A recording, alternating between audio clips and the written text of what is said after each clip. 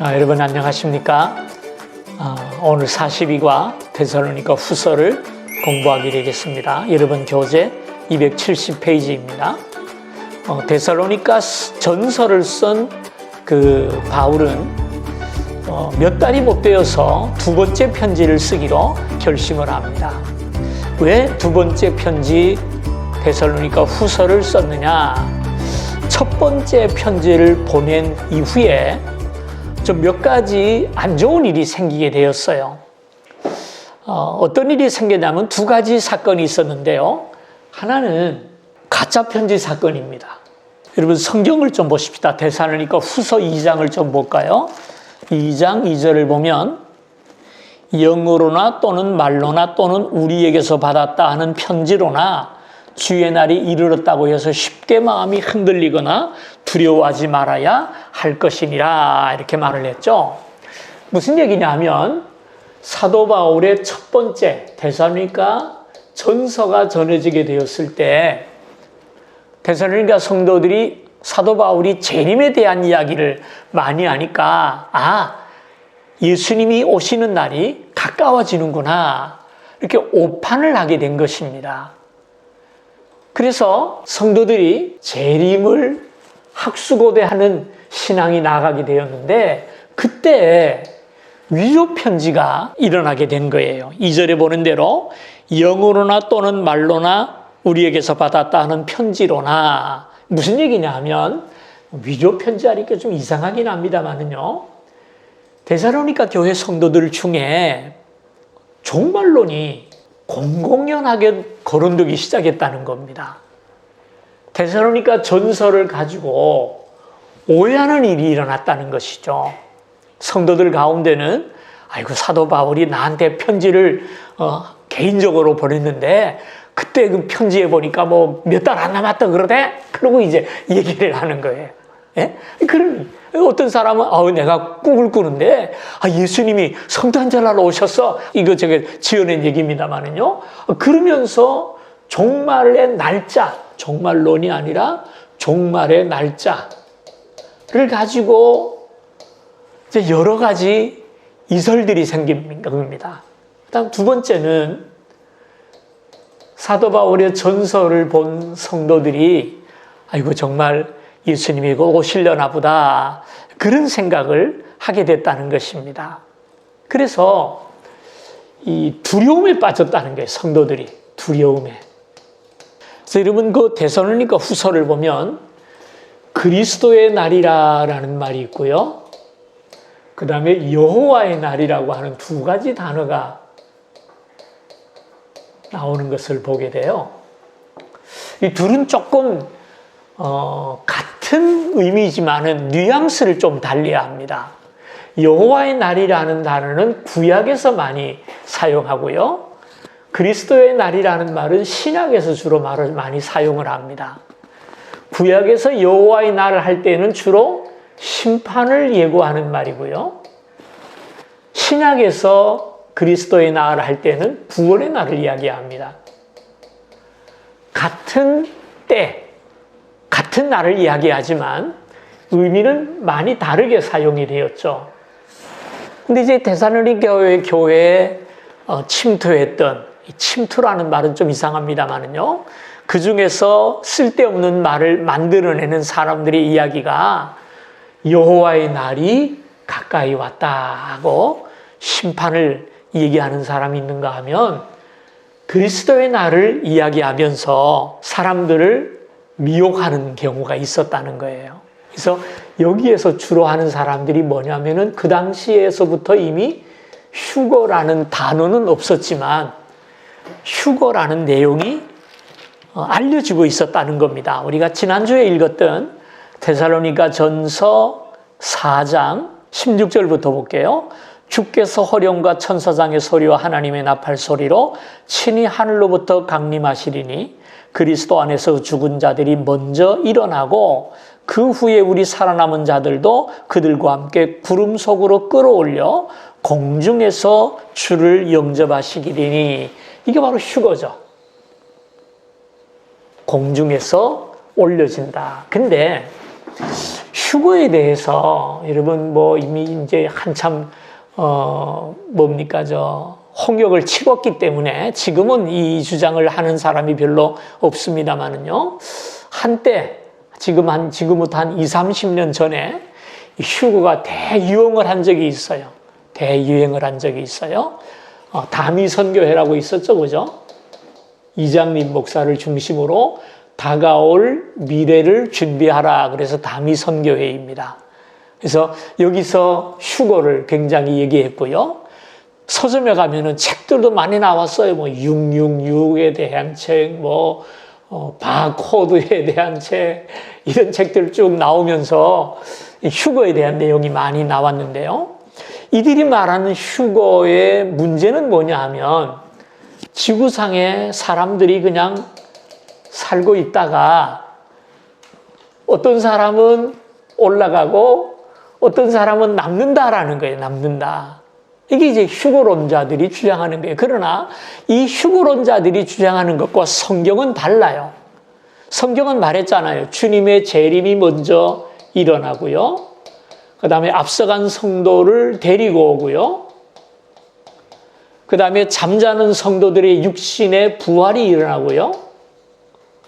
그 다음에 세 번째, 살아있는 성도들이 공중에서 영접한다, 휴거된다는 거거든요.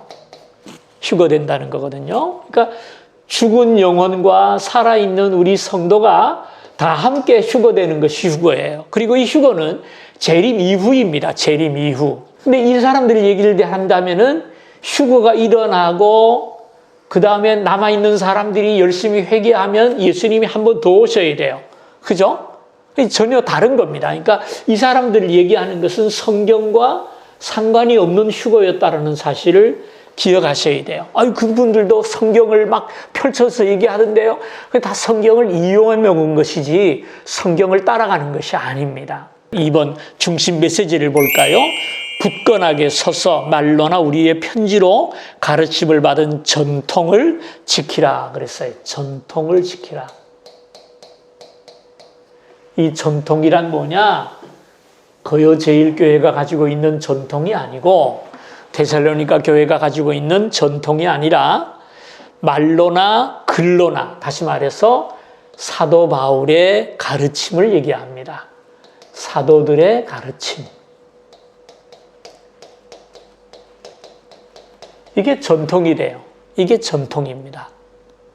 그래서 전통을 지킨다는 것은요, 무조건 바꾸지 않고 붙잡고 있는 것이 전통을 지키는 것이 아니라 하나님의 말씀으로 돌아가는 것이 전통을 지키는 것입니다. 본서의 구조는 셋으로 나누어집니다. 첫째는 뭐죠? 신자들이 핍박. 그 다음 두 번째는 예언과 바로잡음. 세 번째는 신자들에게 주는 교훈. 전서와 거의 비슷한 구조를 가지고 있습니다. 첫째로 신자들의 핍박 1장이죠. 데살로니가와 같이 인사로 시작한다. 그들은 심한 핍박 중에서도 믿음이 더욱 자라고 사랑이 풍성했으며 다른 교회들의 본이 되었다. 역시 칭찬이 이어집니다. 핍박 중에도 믿음을 잃지 않고 전서와의 차이점은 믿음이 더욱 자라고 있다라는 것을 이야기해요. 그러면서 너희들이 지금 핍박을 받고 있지만 이 핍박자들을, 이들을 가리켜서 본문에서는 순종치 않는 자들이라 그랬는데요. 순종치 않는 자들은 행한 대로 갚으신다. 왜 이런 말씀을 하실까요? 데살로니가 교회 성도들이 핍박을 받고 있는데 핍박을 받으면서 무슨 생각을 하겠어요? 하나님이 살아계신데 왜 믿음으로 사는 사람을 핍박을 당하고 어서 악한 사람들이 득세하여 세상을 지배하고 있는가? 사도 바울의 권면이 뭡니까? 염려하지 마라. 주님은 다시 오실 것이고 그날이 오면 행한 대로 갚아주실 것이다. 믿음으로 사는 자에게는 영생으로 갚아주시고 핍박받는 자에게는 안식으로 갚아주시지만 핍박하며 악한 사람들은 하나님이 그 악한 대로 갚으신다라는 말씀이 1장의 내용입니다. 그 다음에 2장의 내용이 뭡니까? 2장의 내용은 예언과 바로잡음. 뭘 바로잡는다는 걸까요? 네, 데살로니가 후서를 받았을 때 데살로니가 교회 성도들은 바울이 보내주었던 전서도 있었지만 엉터리 위조된 편지들도 가지고 있었고 이런저런 소문들도 많이 가지고 있었어요. 그 편지에는 여호와의 날이 이미 임했다라고 얘기하면서 아마도 휴거를 주장했던 것 같아요. 그래서 사도 바울이 다시 한번 설명을 합니다. 그것이 2장 3절을 볼까요? 2장 3절 데살로니가 후서입니다. 누가 어떻게 하여도 너희가 미혹되지 말라. 먼저 배교하는 일이 있고 저 불법의 사람과 멸망의 아들이 나타나기 전에는 그날이 이르지 아니하리라. 예, 데살로니가 전서를 받은 성도들은 예수님의 재림이 금방 임할 줄로 생각하게 된 겁니다. 그리고 그것을 부추기는 사람들도 있었어요. 근데 사도 바울은 아니다. 그날이 오기 위해서는 첫째는 배도하는 일이 있다. 교회가 믿음을 잃어버리고 수많은 사람들이 그리스도를 배신하는 일이 먼저 있을 것이고 두 번째는 불법의 사람이 나타나야 한다 그랬어요. 이 불법의 사람이 누구냐? 이게 기독교 역사에 굉장히 중요한 위치를 차지했었어요. 왜냐하면은 이 종말론자들 예수님이 곧 온다. 예수님이 몇 년, 몇 월, 며칠 날 온다. 이걸 해서 사람을 미혹시키는 사람들에게 있어서 가장 중요한 게 뭐냐 하면은 사도 바울이 불법의 사람이 와야 된다고 하니까 이 불법의 사람이 누구냐라는 거예요. 불법의 사람이 누구냐. 그래서 여러분 요즘도 가끔 보면은 차에다가 확성기 싣고 막 다니면서 떠들고 다니는 사람들을 보게 돼요.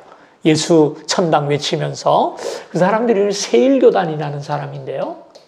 지금도 아직도 있어요. 옛날에 굉장히 성했는데 제가 어릴 때는 양석천 목사라고 있었어요. 그 목사가 이제 이 세일교단을 창설을 한 사람인데 이 사람들이 그 종말론을 많이 주장을 하고 그랬었어요. 근데 종말 안 왔잖아요. 아직 벌써. 그리고 자기들이 먼저 없어졌죠.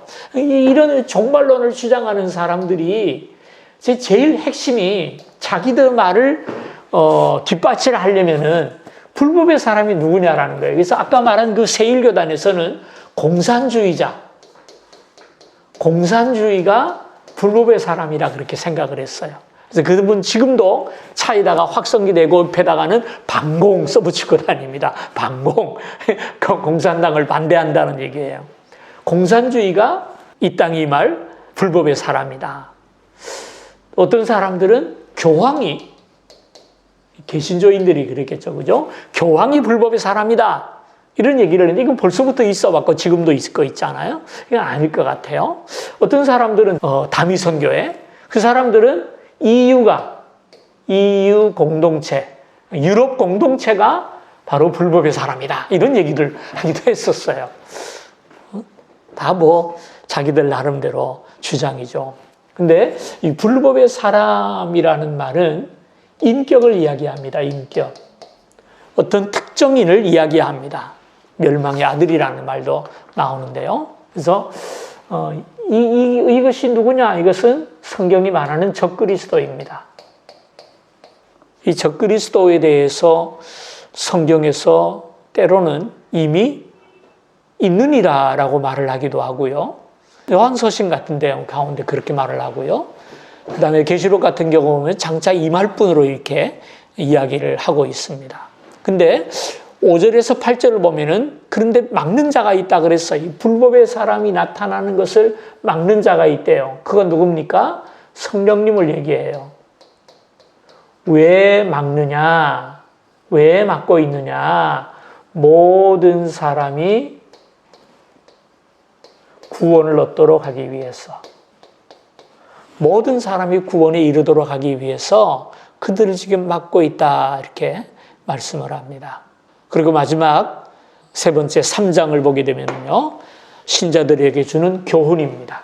그래서 3장에서는 확고하나 사랑스러운 몇 교훈을 주므로 이 편지를 마치고 있다.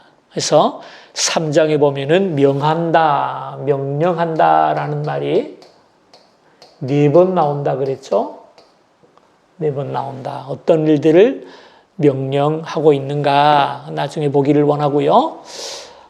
여기 말씀을 보면은 3가지 그들을 향해서 여러분 그 2번째 줄 보면 바울은 주의 말씀이 너희 가운데서와 같이 퍼져나가 이렇게 말을 했어요. 다시 말해서 복음의 증거를 말씀하고 있고요.